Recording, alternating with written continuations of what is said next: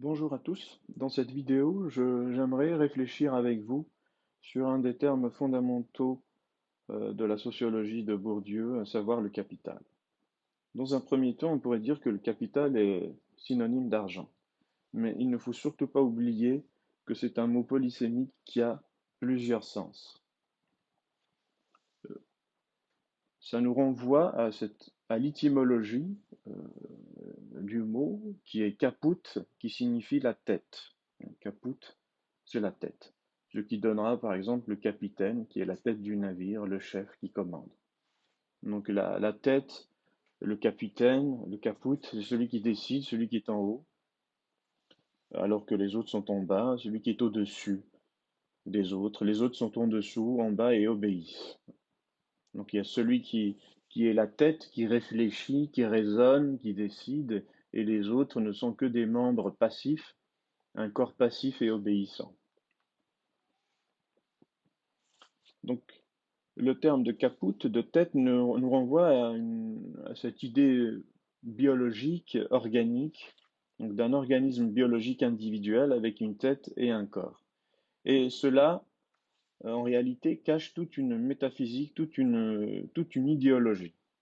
Donc le langage, ce mot de capital, ce mot de caput, cache une histoire et une idéologie, et qui tourne autour des structures suivantes, hein. La tête s'oppose au corps, comme l'intelligence s'oppose au sens, comme la raison s'oppose à la passion, comme le supérieur s'oppose à l'inférieur, comme le dominant s'oppose au dominé, comme ceux qui sont en haut s'opposent à ceux qui sont en bas, comme ceux qui commandent s'opposent à ceux qui obéissent, comme le sacré s'oppose au profane, comme le masculin s'oppose au féminin, etc.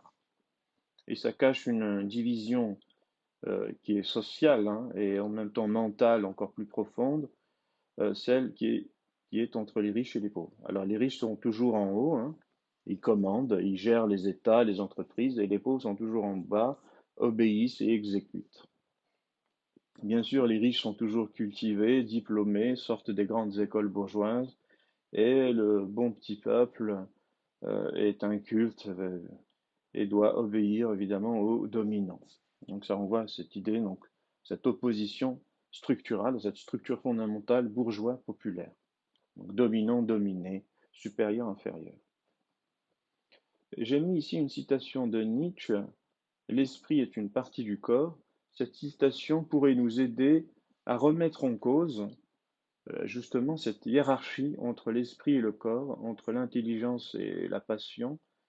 Il n'y a aucune raison de croire euh, qu'il y a d'un côté l'esprit et de l'autre le corps. Il n'y a aucune raison de séparer l'esprit et le corps, et encore moins de raison de croire que l'esprit est supérieur au corps ou que le corps est supérieur à l'esprit.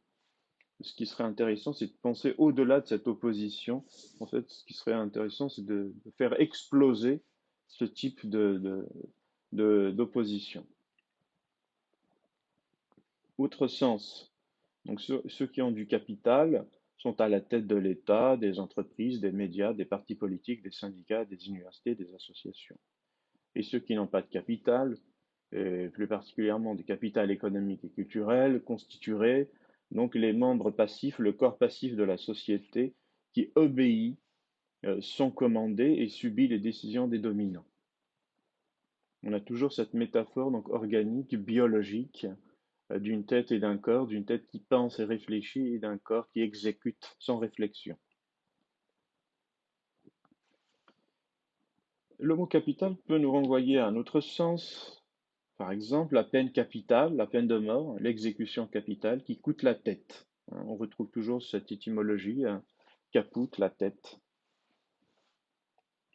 On parle aussi de la capitale d'un pays. Exemple, voilà, Paris est la capitale de la France, c'est la tête du pays, le cœur du pays, le centre du pays, le centre de la France. Est-ce que ça nous renvoie au jacobinisme français et au centralisme révolutionnaire ou royaliste bien avant la Révolution? Ça, c'est une question qu'on pourrait se poser. Donc, la province est donc la périphérie, est à la périphérie de Paris. La province constitue le corps obéissant dont la tête se trouve à Paris. Donc, Paris commande et la périphérie, la province obéit. On retrouve cette structure, hein, dominant-dominé, la Paris, la province, la tête, le corps, le dominant, le dominé, le centre et la périphérie. Donc Paris concentre finalement en son sein tous les ministères qui commandent au reste du pays.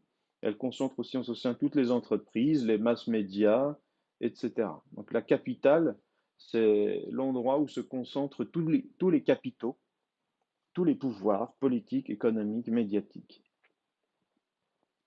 On parle parfois aussi de message capital, un message très important, le plus important, le premier à traiter, un message prioritaire. Donc capital ici renvoie à l'idée d'essentiel, de fondamental, de primordial, principal, suprême, etc.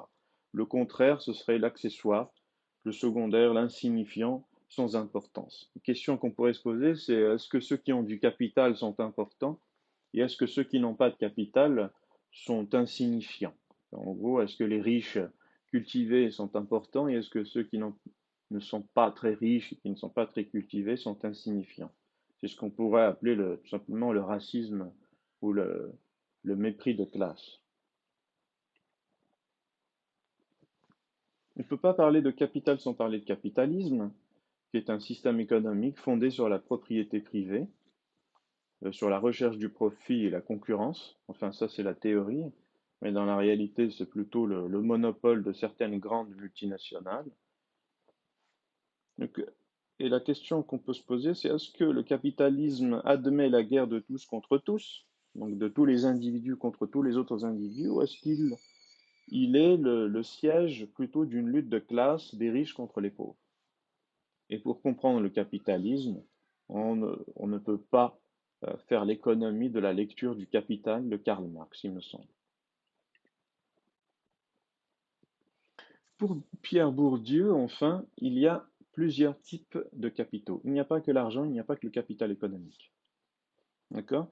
Bien sûr, il y a le capital économique constitué par le patrimoine et le salaire, mais il y a aussi le capital culturel, très important. Alors, il y a trois états du capital culturel: le capital culturel objectif ou objectivé. Le capital culturel objectivé, c'est tous les objets culturels qu'on possède, les livres, les tableaux, les machines, etc. sont des objets culturels. Le capital culturel incorporé, ben, ce sont toutes nos connaissances qu'on a au fond de notre cerveau, dans notre corps, qu'on a intériorisées. Et le capital culturel institutionnalisé, c'est tout simplement les diplômes reconnus par l'institution, les diplômes donc reconnus par l'État. Parfois, Bourdieu parle aussi de capital linguistique, surtout quand il traite de la hiérarchie des langues, de la hiérarchie des accents, etc.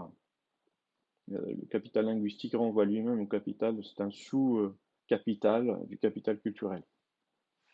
Il y a aussi le capital social, c'est le réseau, toutes nos connaissances, tout le réseau qu'on peut mobiliser pour trouver des postes, pour trouver de bons appartements, enfin, le réseau qu'on peut mobiliser pour faire fructifier son capital. Et puis, il y a bien évidemment le capital symbolique, c'est le capital de reconnaissance. C'est le capital sympathie, le capital, c'est ce qui fait que les gens sont reconnus comme charismatiques, comme doués, comme supérieurs. Bourdieu parle aussi de capital spécifique à un champ. Par exemple, dans le champ politique ou dans le monde politique, il faut, pour triompher de ses adversaires, posséder du capital politique.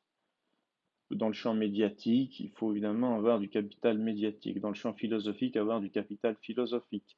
Et dans le champ littéraire, du capital littéraire. Je parlerai de tous ces types de capitaux dans une autre vidéo, mais pour le moment, il faut juste comprendre que le terme de capital renvoie à la fois à des capitaux, on pourrait dire génériques, comme le capital économique, culturel, social et symbolique, et puis à un capital spécifique à un champ particulier.